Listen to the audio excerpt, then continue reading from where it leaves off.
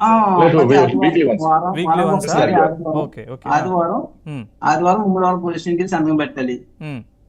మనది పల్లెటూరు చిన్న గ్రామంలో పనులు ఏముంటాయి, వాడు మండల స్థాయిలో రాష్ట్ర స్థాయిలో పనిచేసుకునే మనిషాడు.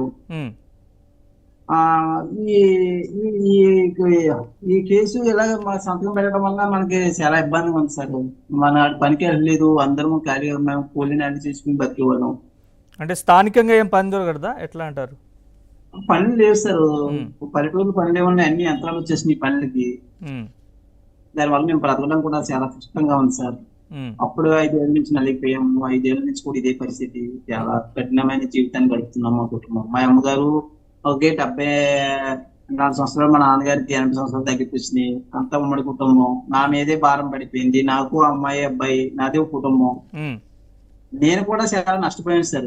ఈ ఉమ్, వైఎస్ఆర్ ప్రభుత్వంలో ఉమ్, 5 సంవత్సరాల పాటు ఆ మేము కూడా చాలా చిన్నభిన్నం అయిపోయింది సార్. కుటుంబమే చిన్నభిన్నం అయిపోయింది. దానికి కోలుకోలేని దెబ్బతిన్నాం మేము. ఉమ్. దానివల్ల చాలా ఇబ్బంది ఉంది సార్ మాకు. ఓకే. అయితే ఇప్పుడు సలీం గారు అంటున్నారు కదా, ఈ కేసుని మళ్ళీ రాష్ట్ర ప్రభుత్వానికి, ఎన్ఐఏ నుంచి రాష్ట్ర ప్రభుత్వం చేతిలోకి తీసుకోవాలని అడుగుదామని రిక్వెస్ట్ చేద్దాము కేంద్రాన్ని అన్నట్లుగా. సో దీని గురించి మీతో డిస్కస్ చేసే ఉంటారు. మళ్ళీ అంటే మళ్ళీ ఇది మొదటి నుంచి ఈ కేసు మొదటి నుంచి మొదలవుతుంది కదా, సో అప్పుడు ఇంకా టైం పడుతుంది కదా మరి న్యాయం జరగాలంటే. దీని గురించి ఏం చెప్తారు?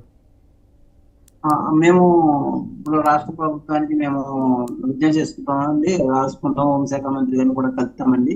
ఉమ్, కలిసి మేము ఈ కేసును త్వరగా విచారణ చేసి మాకు న్యాయం చేయించాలని మేము కోరుకుంటామని ప్రభుత్వాన్ని మాత్రం కలుస్తామండి. విశాఖ గారిని కూడా కలిసి మేము మాట్లాడుతామండి. సో కలిసే యోచనలో ఉన్నారు ఏపీ ప్రభుత్వాన్ని, ఏపీ హోంమంత్రిని.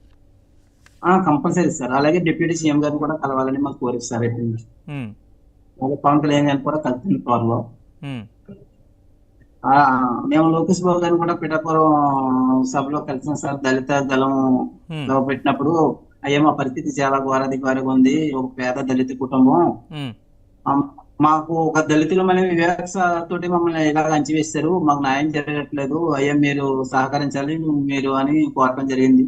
ఉమ్, ఆ రోజు నారా లోకేష్ బాబు గారు కూడా సరే అమ్మగారు నాన్నగారి పరిస్థితి బాగాలేదు, ఆరోగ్యం పాడైపోయింది, మీ కుటుంబం కోసం అయినా చూస్తుంటే నా హృదయం చెల్లించిపోతుంది అని చెప్పేసి ఆయన స్పందించారు. వెంటనే ఉమ్, మేము అధికారంలోకి వస్తే మీ కుటుంబానికి మేము న్యాయం చేస్తామని ఆయన భరోసా ఇచ్చారు.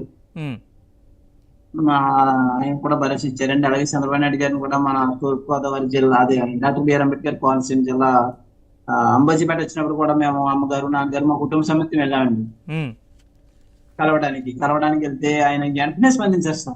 వెంటనే ఇలా అమ్మగారి పరిస్థితి, అమ్మగారిని చూసి నాన్నగారిని చూసి ఆయన హృదయమే చలించిపోయింది సార్. అయ్యో ఇంత పేదరికం, ఇంత ముసలి వాళ్ళు ఇలా ఇబ్బంది పడుతున్నారా అని చెప్పేసి వెంటనే స్పందించారు. మొట్టమొదటి